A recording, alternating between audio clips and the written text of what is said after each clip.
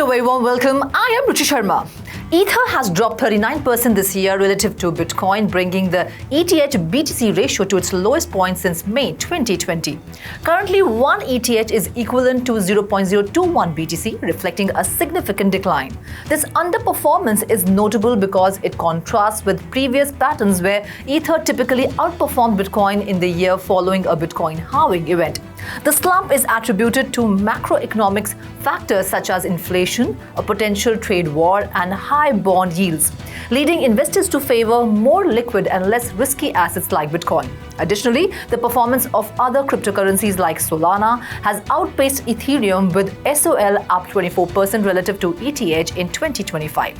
The situation marks one of Ether's worst quarterly performances against Bitcoin in years. Mara Holdings has filed a prospectus for an at-the-market offering to sell up to $2 billion in stock, with the proceeds mainly aimed at expanding its Bitcoin holdings. This move emphasizes the company's commitment to increasing its digital asset inventory and positions it as a major player in the Bitcoin space, holding approximately 46,374 BTCs worth around $3.8 billion. Despite this, Mara's stock dropped 8.58% following the announcement, reflecting market skepticism amidst economic concerns. Metaverse Incorporation, a Japanese company, has announced the issuance of 2 billion yen, that is $13.33 million, in zero-interest bonds to Evo Fund to finance the acquisition of more Bitcoin. This move is part of the company's ongoing strategy to expand its Bitcoin holdings, which currently totals 3,350 BTC. The bond will mature on September 30th, 2025, and the raised funds will be used to boost Metaplanet's Bitcoin reserves, with a target of reaching 10,000 BTCs by the end of 2025. The US Commodity Futures Trading Commission has removed two key directives that previously imposed extra scrutiny on crypto derivatives, aiming to align digital asset regulations with traditional financial products. The directives, which targeted crypto clearing risk and listed derivatives tied to virtual currencies, have been withdrawn, signaling that crypto derivatives will now be treated similarly to other derivatives. The shift is intended to attract institutional players, enhance market liquidity, and support innovation while maintaining strong risk oversight. This follows the Office of the Comptroller of the Currency, allowing US banks to offer crypto services without prior approval, provided they adhere to strong risk management practices.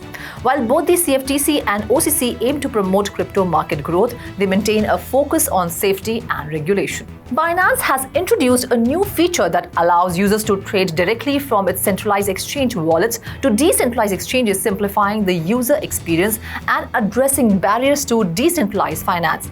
This integration enables seamless transactions across multiple blockchain networks, including Ethereum, Solana, and BNB Smart Chain, without the need for manual asset bridging or wallet switching.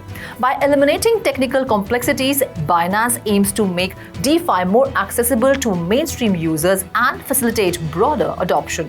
Coinbase users may have lost up to $46 million in phishing scams over the past 2 weeks, with scams like address poisoning and wallet spoofing tricking victims into sending crypto to fraudulent addresses.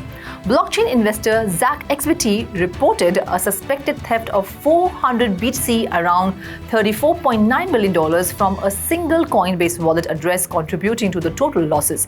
Coinbase is investigating the issue and reminds users that the exchange will never ask for login credentials or fund transfers.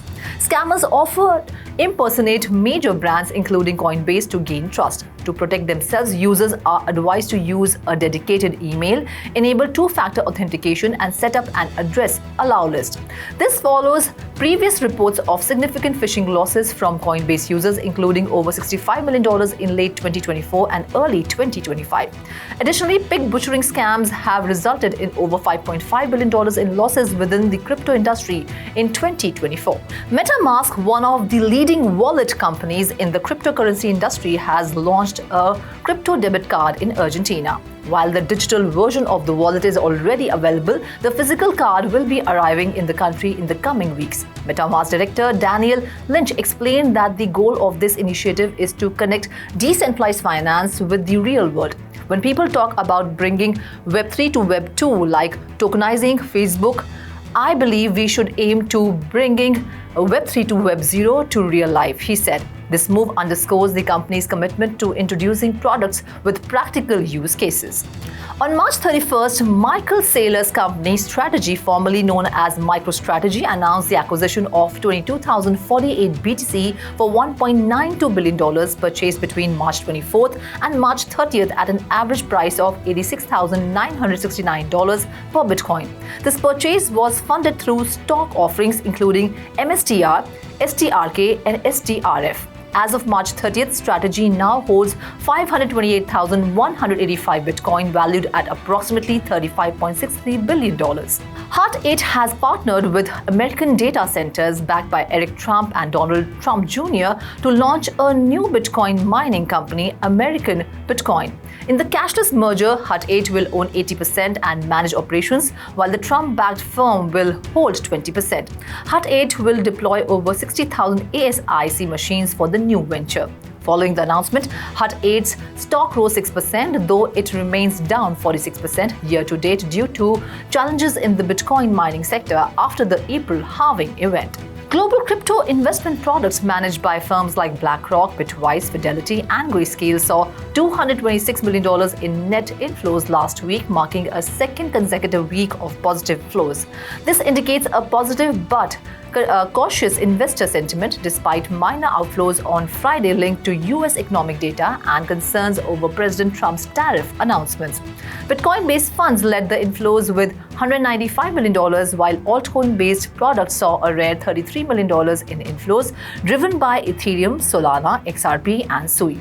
US investors accounted for the majority of the inflows, with Switzerland and Germany also showing positive flows. Despite this, overall crypto market prices fell, pushing total assets in Bitcoin investment products to their lowest level since November. That's all this bulletin for now. This is me, Ruchi Sharma, signing off. Do like, share, and subscribe to 3 TV. And for more information stories, log on to our website www.3tv.io or scan the QR code.